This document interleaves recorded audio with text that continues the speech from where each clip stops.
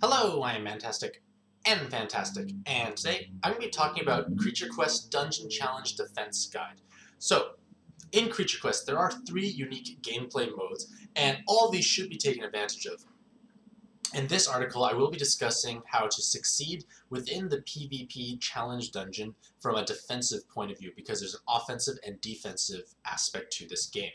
So, a lot of the terminology as well as knowledge I may be touching upon in this article will be using content that was discussed in my new player's guide. So if you have not read that already and are still new to Creatures Quest, I highly encourage you to check that out as well. Both of these articles will be linked in the YouTube description down below. So what is the dungeon challenge? So basically the challenge dungeons are the weekly PvP ladders, which is player versus players, and that allows you to essentially construct your own dungeon from your own pool of creatures, and then use your own team of 5 to attack your rivals. Conversely, your opponents will also try and attack your dungeon, so you need to have a strong offensive team as well as a defensive lineup to protect your prestige. And prestige is the reward that you gain from the challenge dungeons. And it's your numerical ranking that basically gives you points which will correspond to your numerical ranking. And at the end of the week, based on how well you scored, will determine your rewards at the end. Furthermore, when you gain prestige and hit different progression milestones, you will unlock additional rewards, perks, and benefits. So it is within your best interest to actually pursue the challenge dungeons. In addition, you also gain energy as part of the reward for successfully clearing an opponent's dungeon. So that alone should be motivation enough to play, because it's a free source of energy, which means you can keep questing in the quest section or the battle tower. So, what is the goal for a dungeon defense? Well, obviously you want to create a defense that is strong enough to repel your opponents, but even if you can't necessarily create a defense that can defeat all of your opponents, what you want to do is try and make it yourself as unappealing of a target as possible, because everyone is allowed to preview your dungeon before they attack. So if they see things that are off-putting or scary, it may hopefully discourage someone from attacking your dungeon and thus avoiding potential loss of your prestige. So ways to make your dungeon more off-putting is to have mono or bi-colored floors. You have synergistic colors between them to protect each other. They have numerous awakenings, and they are threatening creatures overall. And all of these aspects I will be explaining further on. So, dungeon defense. Now, within the PvP dungeon ladder, like I said, you have the 5 creatures you take on as an offensive team to attack your rivals, but when you're doing the defensive component, you can choose either a 3 or a 5 floor layout, and depending on which layout you pick will dictate how you populate said dungeon. Now, what nice aspect of this game is that the dungeon defense mode can only use 1 or 2 legendaries depending on 3 or 5 floor layout, and that helps prevent this game from becoming pay to win, because you need to populate your dungeon with numerous small, medium, and large creatures. So even if someone who has 10, 15, 20 legendaries, they can only use 1 or 2 at a time. So it does help even the playing field dramatically, because everyone has to go out and play the game to acquire those creatures necessary for defense.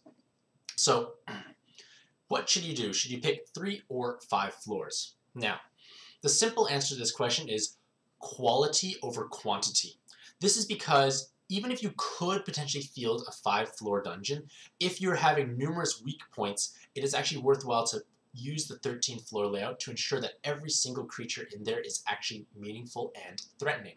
Because if you have underleveled, undersized, or under-evolved creatures, those can be simply viewed as either free stalling, free mana, or they just not threatening enough, so they can just ignore it and take out the things that are going to be problematic. So you have to obviously use your own decision and your own judgment to see if the dungeon you are creating is feasible enough to run 5 floors, because sometimes, like at least for a lot of players in my guild who are just starting out, they may not be able to populate the 5-floor dungeon. So I always encourage them to do the 3-floor, make it condensed, make it intense, and make it off-putting as much as possible, because when I preview a dungeon, I always look for weak points, and if I see weak points, I will most likely attack that dungeon over someone else who's more solid overall.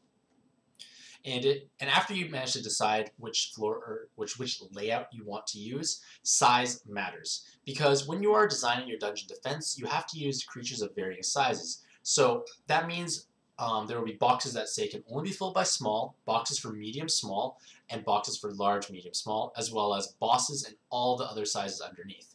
So you want to try and maximize that space, because if you have a large flying space open, you want to try and fill it with a large flyer if at all possible.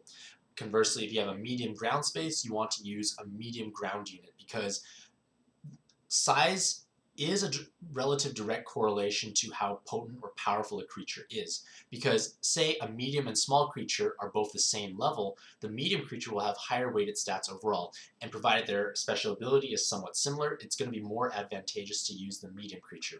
Furthermore, larger creatures can hit a higher level cap, so again they gain more stats overall. And lastly, combo dots are life.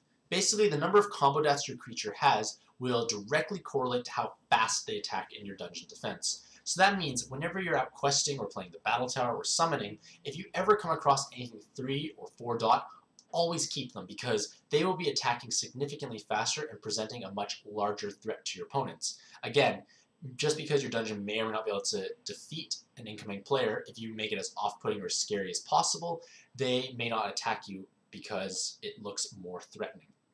So again, many combo dots is important, size matters, as well as the awakenings. Now, awakenings basically occur when you fuse a duplicate monster to itself or use an appropriate essence. And with each awakening, you unlock either additional stats, augmentation to their special abilities, or other passive things that occur for that creature. And every few awakenings, you unlock these kind of milestone awakenings, and that corresponds to a red star. And those red stars look intimidating, because if your dungeon is filled with red star creatures, it's going to be more off-putting because they will have a higher level cap, their special abilities are more threatening, and they're just more durable overall. So all those factors help create a strong creature in your dungeon.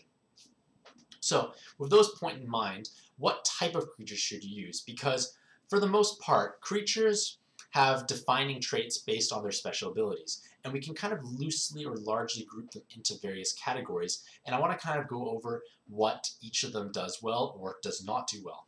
Because first off, healers are bad. Now, that's quite a large blanket statement, because healers tend to be a poor choice in dungeon defense, mostly because they do not actually provide much threat to your opponents. There are 2 exceptions to this, but what I want to stress is that because they can never kill anything, they can be either left alone or they can be easily stalled on, because they're going to restore their health. That means your opponent has more time to kill them, they can hit them, they heal, you can keep hitting them more, you get more mana, and you just can stall and make your life a lot easier. However, there are 2 exceptions, because healers obviously have to have some merit in this game, and the 2 exceptions are creatures that can resurrect or the very first floor. So, the very first floor of your dungeon will most likely be the most challenging place for any of your opponents. This is because as soon as you enter a dungeon, they have 0 mana, so they have to try and charge up all their special abilities, and if your floor 1 is very threatening, you might be able to pick off one of them in time. And with that being said, a healer can actually be beneficial, because when they're trying to pick off one of your threats with their basic attacks, they may not actually kill it, but if your healer can just heal them back to full health, that means all that work they just did was for nothing. And if your other threats are continuously putting out damage and hurting them, you might actually pick off 1 or 2 of them. And if you kill 1 or 2 of them, it's going to ruin their combo synergy, possibly their most important special ability, and it's just a great way to kind of counteract players that are entering your dungeon. So a couple of healers on floor 1 is reasonable, because it'll make it that much harder for them to actually basic attack down one of your creatures. On the other hand, creatures that can resurrect, such as this example here, can be quite prominent, because again, on the first floor, most special abilities are not charged up, and let's say they manage to kill one of your important creatures. You can actually resurrect them back to like some percentage of health, but they are back and they're threatening once again, so it's just added pressure. And furthermore, resurrected creatures don't actually provide additional mana when they die. Basically all creatures when they die provide a bit of extra mana, but resurrected ones do not. So let's say a creature got resurrected over and over again, it would still be threatening, but it's not going to give them additional mana outside of them actually hitting it. Stuns are amazing. So basically every time your creature takes an action, either it's a special ability or basic attack, all the timers on the opposing creatures tick down by 1. So that means you have to be actually very careful with your planning, because every time you use all 5 of your creatures, we can count that as like 1 turn. But that 1 turn for you means 5 cooldown ticks on all of your enemies. So that means they most likely have hit you or done some sort of special ability. Now, you have to go through an entire turn cycle before you are actually able to use that creature again, and a stun can interrupt or disrupt this process. So a stun will prevent you from using your own creature for X number of turns based on the stun that was involved. And that means they will not generate any mana, they will not donate their combo dots as mana to other creatures, and they're unable to use special abilities or basic attacks. So that means they're kind of dead weight on your team, as well as not being able to help combo with any of the other creatures. Furthermore, at the end of that turn cycle, all enemy timers will tick down by 1 for each stunned creature. So for example, let's say on your team of 5, 2 of them got stunned. You go through the 3 available creatures, and then the enemies tick down 1, 2, 3, but then because you had 2 stunned creatures, all enemies will tick down by 2 all of a sudden, and those creatures basically skip or lose their turn. So stuns are actually very dangerous because it does disrupt this. And again, if you have a floor 1 that's threatening with a couple stuns, it means that you're most likely going to break up their combo, so that means they won't be able to donate their mana or even trigger a combo multiplier that may have been required to actually pick off one of your creatures. So this is actually quite exciting, and stuns should be sought after and well invested in if you're able to find, say, a 3 or 4 dot creature that can stun. So again, stuns are great, and heals can be beneficial on floor 1 or resurrectors.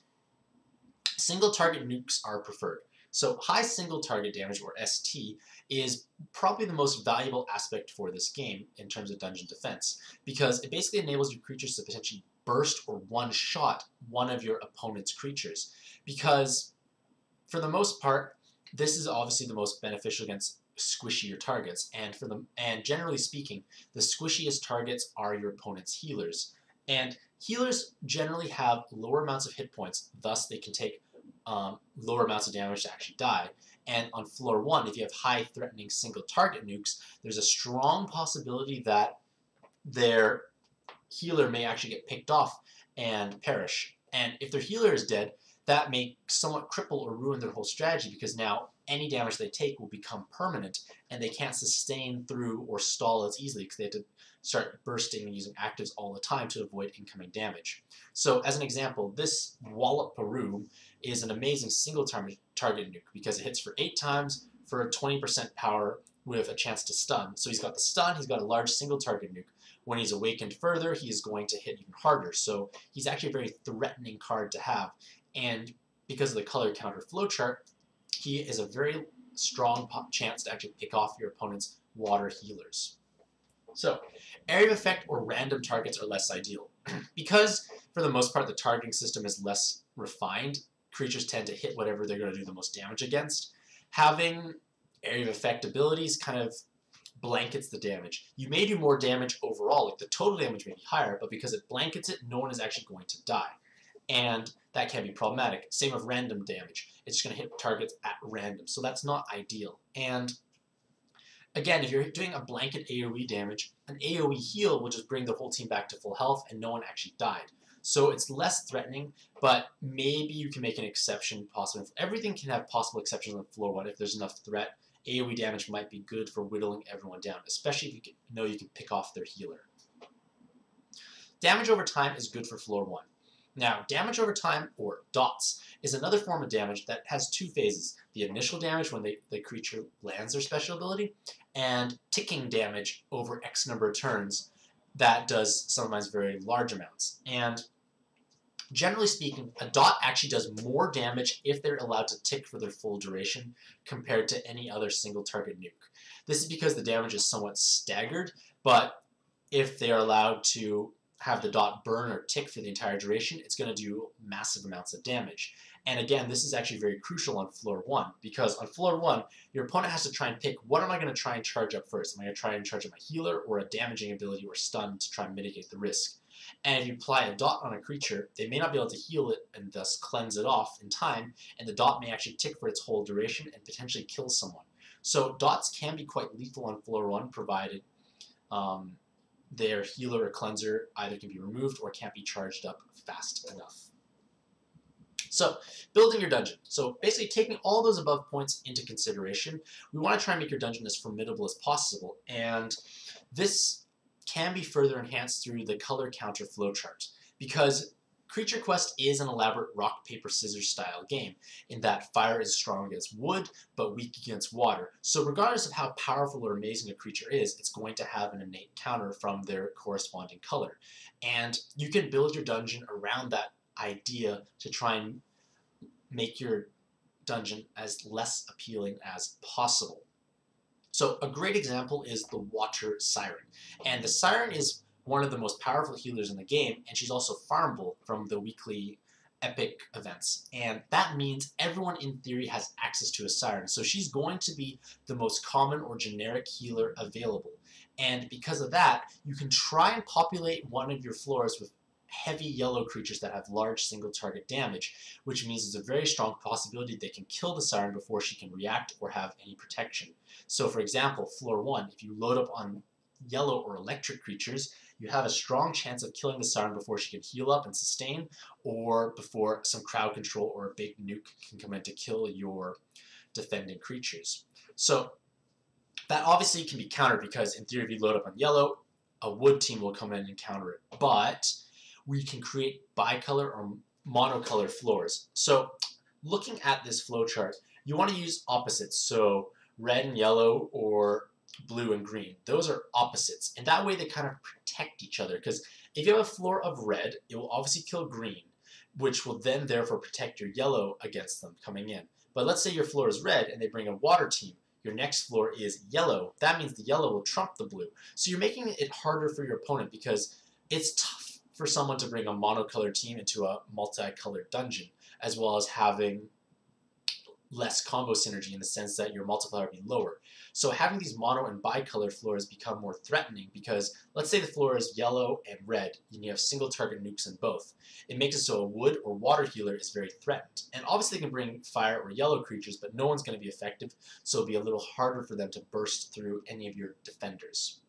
So like I said, you can kind of layer it, and using the #1 ranked player in my gold tier as an example, he has a very fire-heavy floor 1, which will naturally counter wood, but if they bring water to try and counter the fire, their next floor is all electric, which will probably pick off most of those water creatures. So it becomes very hard to actually assault this dungeon, because you can't bring wood because floor 1 might die. Maybe you could bring some water because you might have actives ready for floor 2, but even then it's going to be challenging. And then you have a very scary boss on floor 3, which is fully awoken and 4 dots.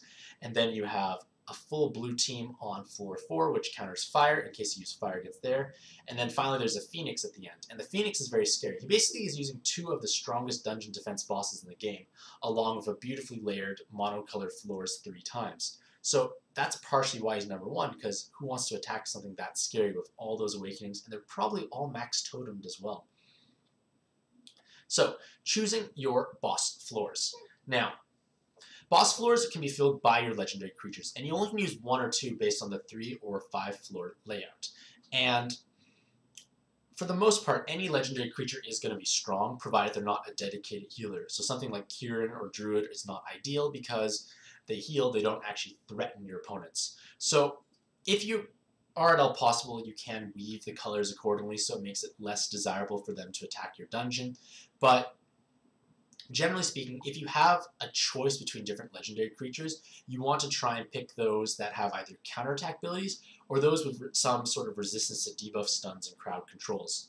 So counterattacks occur when that creature is hit by a special ability, and that can range from stunning them back to self-healing or even damage. And because your creature or your boss is very vulnerable until they actually can cast their ability, having counterattacks is the safest way to actually counter your opponents, because when they get hit by those special abilities, they'll do something dangerous back. And if they do a stun, it makes it so it breaks up their combo synergy later on. If it self-heals, it means they didn't take any damage. If it does damage back, it means that it might even potentially kill someone. So counterattacks are very threatening and very scary because it's obviously a bit of a luck game, but it makes it very threatening and hard for you to actually punch through that legendary creature. And then for the most part, once they're actually able to cast their special ability, they will probably kill someone off. So that is obviously a very formidable defense if you're lucky enough to have enough essences. So, in addition to that, expanding upon that notion, bosses that have some sort of self-healing mechanic built into their special ability is also dangerous, because if they can survive, they would be able to hit, kill someone, and then heal. And therefore, when someone's dead, it makes it harder to combo your offense, as well as possibly removing a key special ability to crowd control them. So, possibly as a more budget solution is having a creature with very high amounts of luck. Because in theory, the higher their luck, and thus their chance to resist stuns and debuffs, means they're more likely to launch their special ability and possibly kill someone. So, example boss synergy. So a great example is the Phoenix, which is the wave 5 of this above example. And the Phoenix is one of the scariest dungeon bosses in the entire game, because the Phoenix is able to apply a dot, as well, like a very high damage dot to one target, which will instantly kill it, and then a reasonably high dot to everyone else, as well as self-healing, and it can resurrect itself. Naturally, the most easy counter to this is bringing a healer that can cleanse, so your Siren is the most common one. So with that in mind, if you layer a floor before the Phoenix with yellow or electric heavy single target nukes, it may pick off the Siren, and if it picks off the Siren, the Phoenix is probably going to become destructive and probably end someone's dungeon run, because they won't have a cleanse for the debuff, and they'll just burn to death, and that's just a bad outcome overall.